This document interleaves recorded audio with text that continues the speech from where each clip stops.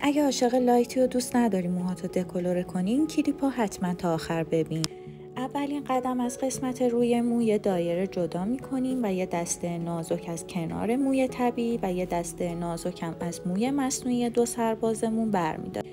برای اتصال دادن موی مصنوعی به موی طبیعیمون ما از روش بافت استفاده میکنیم. همون جوری که میبینین وسط موی مصنوعی رو به موی طبیعی با بافت نصب کردم و شروع به زدن بافت ستایی از زیر کردم.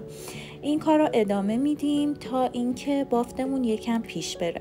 برای محکم‌تر شدن این اتصال موها رو با همدیگه ادغام میکنیم، یعنی دسته میسازیم با موهای مصنوعی و موهای طبیعی. اونا رو توی دسته های مختلف پخش میکنیم و همچنان بافت زیر رو ادامه میدیم.